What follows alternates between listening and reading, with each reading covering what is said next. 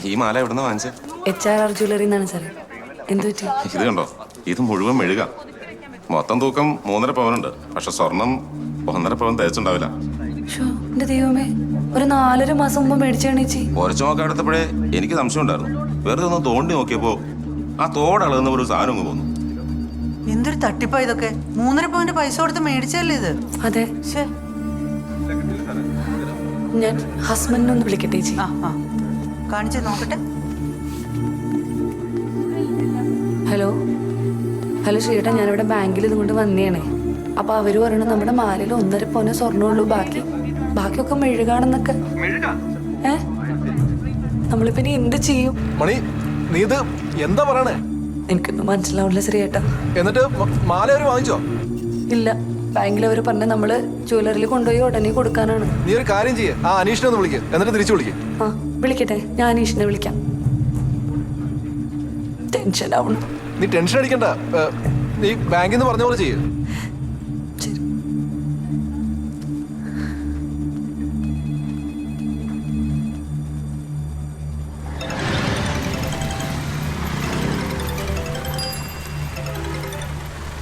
Hello. ആ അനീഷേ, ഞാൻ മണി. പറഞ്ഞോ ചേച്ചി. ഞാനും ചേട്ടനെല്ലാം കൂടെ അന്ന് പണ്ട് അവിടെ വന്നിട്ട് ഒരു മാല എടുത്തിരുന്നില്ലേ മോൾക്ക്? ആ മാല ഞാനിവിടെ ഒരു ആവശ്യത്തിന് വേണ്ടി പണയം വെക്കാൻ വേണ്ടി വന്നാണ് ബാങ്കില്. അപ്പൊ ഇവിടെ വന്നപ്പോഴത്തേക്ക് അവര് പറയുന്നതിൽ 1.5 പവന്റെ സ്വർണ്ണമുള്ളൂ, ബാക്കി മുഴുവൻ മെഴുകാണെന്നൊക്കെ. നമ്മളിപ്പോ എന്താ ചെയ്യണ്ടേ? ചേച്ചി, ഞാനിപ്പോ HRRലല്ല വർക്ക് ചെയ്യണത്. അവിടെ നിന്ന് മാറിയിട്ട് 2 മാസമായി. ചേച്ചി ഒരു കാര്യം ചെയ്യ്, ബില്ലുമായിട്ട് നേരെ ഷോപ്പിലേക്ക് വെക്കോ. അവിടെ എത്തിയിട്ട് എന്നെ ഒന്ന് വിളിച്ചാൽ മതി. ശരി.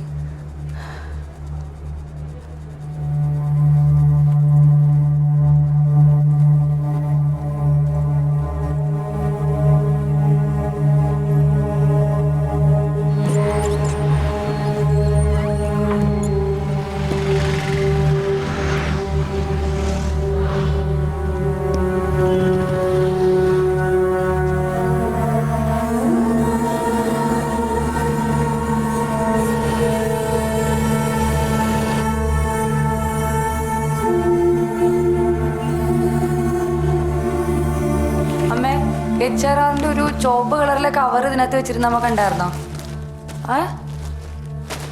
അല്ല, അതിൻ്റെ അകത്താണ് ഞാൻ ബില്ല് വെച്ചത്.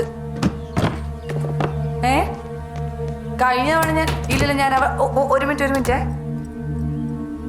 അമ്മ അനീഷ് വിളിക്കണ്ടേ, ഞാൻ ഇവിടെ തിരിച്ചു വിളിക്കാട്ടാ. ഹലോ അനീഷ, ബില്ല് ഇവിടെ കാണുന്നില്ലല്ലോ. ഓ, അത് സീനാണല്ലോ ചേച്ചി. ജനുവരിയിലാണ്, എനിക്ക് ഉറപ്പാണ്. കാരണം ശ്രീയേട്ടന് അവധിക്ക് വന്നപ്പോഴാണല്ലോ. ചേച്ചി ഒരു കാര്യം ചെയ്യ്, നേരെ ഷോപ്പിലേക്ക് വിട്ടോ. അവിടെ ചെയ്തിട്ടേ ഒന്ന് ഫോൺ ചെയ്ത് മാനേജർക്ക് കൊടുത്താൽ മതി. ബാക്കി ഞാൻ സംസാരിച്ചോളാം. ഞാനുള്ള സമയത്ത് എടുത്താണല്ലോ.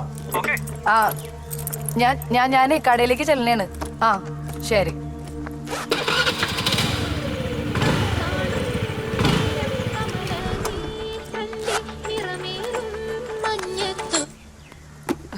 ഹലോ. എന്തായി നോക്കിയോ? ആ ബില്ല് കാണുന്നില്ല. കാണില്ലെന്നാ? എടിയാ, HRRന്റെ ചുവന്ന കവറിനിട്ട് ഞാൻ നിന്നെ ഏൽപ്പിച്ചതല്ലേ, സൂക്ഷിച്ചു വെക്കണോ അന്ന് ഞാൻ പ്രത്യേകം പറയുകയും ചെയ്തതാ. അതെ, ഞാൻ സൂക്ഷിച്ചു വെച്ചാണ്. ഇപ്പൊ എവിടെയാണ് ഇരിക്കണെന്ന് ഓർക്കണില്ല, അത്രേ ഉള്ളൂ. അത്രേ ഉള്ളന്നോ? എനിക്കെന്റെ സർവാംശം ചൊറിഞ്ഞു വരണ്ടേട്ടാ. അന്നാ പിന്നെ അങ്ങോട്ട് മാറുന്നത് ചൊറിയി. ഞാൻ ഇവിടെ തീ നിന്ന് നിൽക്കുമ്പോഴന്ന് ഫോൺ വെക്കാവോ?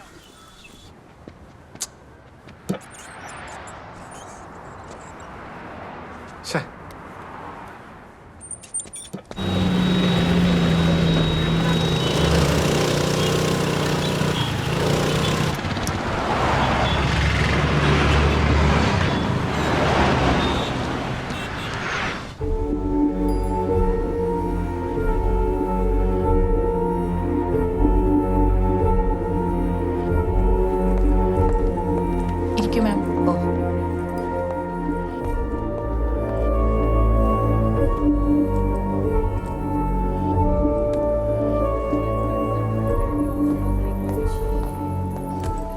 നമസ്കാരം സാറേ. നമസ്കാരം, ഇരിക്കൂ. പറയൂ സാറേ, എൻ്റെ പേര് രാധാമണി. ഞാനും ഹസ്ബൻഡും കൂടെ ഒരു 4 മാസം മുമ്പ് ഇവിടെ വന്നെടുത്ത മാല ചെയ്ത് 3.5 പവന്റെ. ഇപ്പൊ പണയം വെക്കാൻ വേണ്ടി ചെന്നപ്പോ കോപ്പറേറ്റീവ് ബാങ്കിൽ അവരാ പറഞ്ഞു ഇതിൽ 1.5 പവന്റെ സ്വർണ്ണമുള്ളൂ, ബാക്കി മെഴുകാന്ന്. ഇതിന്റെ ബില്ലുണ്ടോ? ഇല്ല സാറേ, ബില്ല് കാണണില്ല. പിന്നെ എങ്ങനെയാണ് മാഡം ഇത് ഇവിടെ നിന്ന് വാങ്ങിയതാണ്? ഞങ്ങൾക്ക് ഒരു മിനിറ്റ് സാറേ, ഒരു മിനിറ്റ്. ഇവിടെ ജോലി ചെയ്ത അനീഷില്ലേ, അനീഷ് ഞങ്ങളുടെ ഫാമിലി ഫ്രണ്ടാണ്. അപ്പൊ അവനുള്ളതിനെ കൊണ്ടാണ് ഞങ്ങൾ ഇവിടെ സാധനം വാങ്ങിയത്. ഇവിടെ വരുമ്പോ സാറിനെ കണക്ട് ചെയ്ത് തരണമെന്ന് പറഞ്ഞിട്ടുണ്ടായിരുന്നു. ഒരു മിനിറ്റ് സാറേ. അനീഷെ ഞാനിവിടെ എത്തിയിട്ടുണ്ട് കേട്ടോ, സാറിന്റെ കൊടുക്കാം.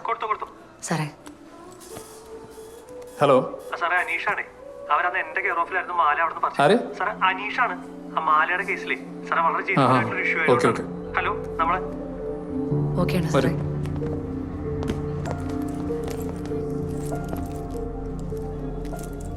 മാഡം 75 വർഷത്തെ പാരമ്പര്യമുണ്ട് ഞങ്ങളുടെ HRR ജ്വല്ലറിക്ക്. പിന്നെ ഞങ്ങളുടെ ക്ലയൻസിനാണെന്നുണ്ടെങ്കിലും ഞങ്ങളിൽ പൂർണ്ണ വിശ്വാസമുണ്ട്. ഒരു ബില്ല് പോലും ഇല്ലാതെ ഇതുപോലൊരു അലിഗേഷൻ. Please madam. അയ്യോ സാറേ, ഞാൻ വെറുതെ പറയണല്ല, ഇവിടുന്ന് തന്നെ മേടിച്ചാണ്. ഞങ്ങള് എന്റെ കുഞ്ഞിന് സുഖമില്ലാതിരുന്ന് ഞാൻ ഈ ബില്ല് നോക്കാൻ പോയതുകൊണ്ടാണ് സാറേ കിട്ടാത്തത്. ഇവിടുത്തെ കമ്പ്യൂട്ടറിലൊന്നും നോക്കി അറിയാൻ പറ്റൂലേ സാറേ. ദേ ഒരു മിനിറ്റ്, ദേ ഇതിന്റെ ബാക്കിലുണ്ടല്ലോ സാറേ, ഇവിടുത്തെ എംപ്ലോയല്ലേ ഇതിന്റെ ബാക്കിലുള്ളത്.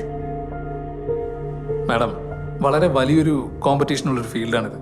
ഞങ്ങളുടെ ഹോൾ മാർക്കിംഗ് ആരെങ്കിലും മാനിപ്പുലേറ്റ് ചെയ്യാൻ ശ്രമിച്ചിട്ടുണ്ടെങ്കിൽ അവർക്കെതിരെ ഡെഫിനറ്റ്ലി ഞങ്ങൾ നിയമ നടപടി എടുത്തിരിക്കും. മനസ്സിലായോ?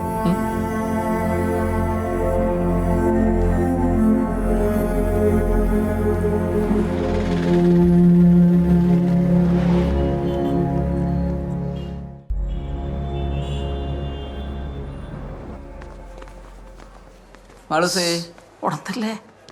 മാലയുടെ കാര്യം എപ്പോഴാണ് 37 അറിഞ്ഞത്? എൻ്റെ പൊന്നോ, എന്ത് കരച്ചിലായിരുന്നു.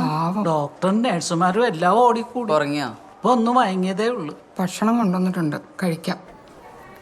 ദേ നോക്ക് ടീച്ചറെ, ഇത് കണ്ട. നമ്മളിനി എന്ത് ചെയ്യും മോളെ? എനിക്കറിയാൻ പാടില്ല അമ്മേ. വിവരം എന്ന് പറയാനായിട്ട് അനീഷിനെ വിളിച്ചിട്ടാണെങ്കിൽ എൻ്റെ ഫോണും കിട്ടണില്ല. വീട്ടിലെന്തെന്ന് വെച്ചാൽ ശ്രീയേട്ടാണ് എൻ്റെ തോല തിന്നോണ്ടിരിക്കണേ. വെറുതെ മനസ്സ് വിഷമിപ്പിച്ചിട്ട് എന്താ മോളെ കാര്യം? നീ ഒരു കാര്യം ചെയ്, രാത്രി വീട്ടിൽ പോയിട്ട് സമാധാനമായിട്ട് ഒന്നും കൂടി നോക്ക്. കിട്ടാണ്ടിരിക്കൂല, കിട്ടും. നോക്കു മണി, യുവമാരൊന്നും വെറുതെ വിടരുത്. കേസ് കൊടുത്ത് കോടതി കയറ്റണം. എന്ത് ചെയ്യാനാണോ? ആ ചേച്ചി. ആ എന്തായി അനീഷേ? എന്റെ അനീഷ് എത്ര നേരമായിട്ട് ഞാൻ വിളിക്കണ അനീഷ്, ഫോൺ എന്തിയേ? ചേച്ചി ഇന്ന് ഫുള്ള് ഓട്ടായിരുന്നു, ഒരു രക്ഷയില്ലാത്ത ഓട്ടായിരുന്നു. ഫോണാണ് ചത്തും പോയി. അല്ല മോക്ക് എങ്ങനെയുണ്ട്? ആ മോക്ക് കുറവുണ്ട്. നീ ഇത് കണ്ട അനീഷേ? കണ്ണി ചോരയില്ലാത്ത ചെയ്തല്ലേ ഇത്? അതിപ്പോ എന്ത് പറയാനമ്മ. നമുക്ക് ശരിയാക്കാം. ഞാൻ പറഞ്ഞിട്ടുണ്ട്. എന്തെങ്കിലും ശരിയാവും. ചേച്ചി ഒരു മിനിറ്റ്. എന്ത് പറയാനാണ് ഇനി? അവരടുക്കണില്ലേ ചേച്ചി? ഞാൻ അവിടുത്തെ സ്റ്റാഫുമായിട്ട് സംസാരിച്ചു. ഈ പർട്ടിക്കുലർ ബാച്ചിൽ വന്ന മാലയിൽ 4 എണ്ണത്തിന് സെയിം കംപ്ലൈന്റ് ഉണ്ട്. ആ, പക്ഷെ അവരുടെ കേസിൽ അവർക്കൊക്കെ കാശ് കൊടുത്ത് സെറ്റിൽ ചെയ്തു. നമ്മുടെ കേസിൽ ബില്ലില്ലാത്തോണ്ട് ബില്ല് കമ്പ്യൂട്ടറിനകത്ത് കാണില്ല. അതിൽ നിന്ന് എടുക്കാൻ വല്ല മാർഗം ഉണ്ടോ? ഇല്ല ചേച്ചി, അത് നടക്കില്ല. ഒരു മാസത്തിൽ അവർ സേവ് ചെയ്യില്ല. ബാക്കപ്പ് ഹാർഡ് ഡിസ്കിൽ സാധനം ഉണ്ടാവും, പക്ഷേ അത് നമ്മൾ വിചാരിച്ചാൽ കിട്ടില്ല. പോലീസ് ഇടപെട്ടാൽ ചിലപ്പോൾ അവർക്ക് വേണമെങ്കിൽ പൊക്കാൻ പറ്റും. പക്ഷേ പോലീസിൽ കംപ്ലൈൻറ്റുമായിട്ട് മൂവ് ചെയ്യണമെങ്കിൽ നമ്മുടെ കയ്യിൽ ബില്ല് ഇഷ്യൂ. എന്ത് ചെയ്യണമെന്ന് എനിക്കൊരു പിടിയും കിട്ടണില്ല. ചേട്ടനാണ് ആകെപ്പാടെ ബഹളം വെച്ചോണ്ടിരിക്കുക. ചേച്ചി ടെൻഷൻ അടിക്കണ്ട, ഒന്നുകൂടെ ഒന്ന് തപ്പി നോക്ക്. അത് കിട്ടുമ്പോൾ എന്നെ വിളിച്ചാൽ മതി. ബാക്കി നമുക്ക് മൂവ് ചെയ്യാം. ഓക്കെ?